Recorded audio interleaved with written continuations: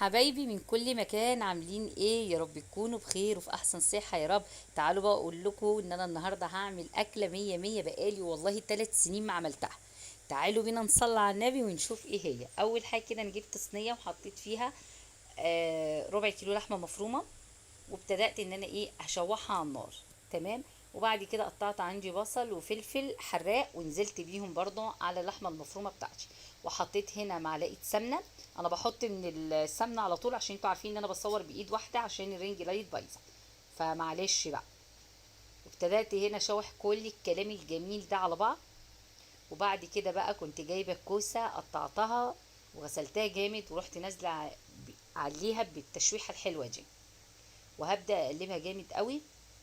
وبعد كده هنزل بقى احط ملح وفلفل اسود وكمون وكمان ماجي. هنا بقى انا كنت عامله ايه، كنت عامله لها قوطه متسبكه. انا دايما بعملها ني في ني، بس المره دي اختلف بيا الامر ان انا اعملها بطماطم مسبكه، وعايزه اقول لكم تحفه احلى 100 مره من ني في ني.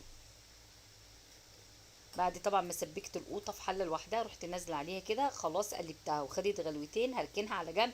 وهنعمل بقى شويه رز بشعريه حلوين. نزلت كده بالزيت وكمان بمعلقه سمنه وكمان الشعريه، وهبدا اقلب فيهم كده جامد لحد ما دخلوا على اللون ده. وبعد كده نزلت بالرز بتاعي وسقيته بالميه، واحلى شويه رز دول ولا ايه. هنا كانت خلاص الكوسه خلصت، طبعا وطيت عليها النار. اول ما دخلت على كام غلوه كده رحت موطيه عليها النار. وهنا بقى كان احلى غدا ده ولا ايه. كان الغدا بتاعي خلص، وكمان عملت شويه سلطه كده باللي قلبكم يحبوهم. وتعالوا اتفضلوا معايا الغدا الجميل السهل السريع ده. اوعوا بقى تنسوا تحطوا لي لايك جميل واشتراك جميل. ربنا يسعدكم زي ما بتسعدوني. اشوفكم الفيديو الجاي على خير.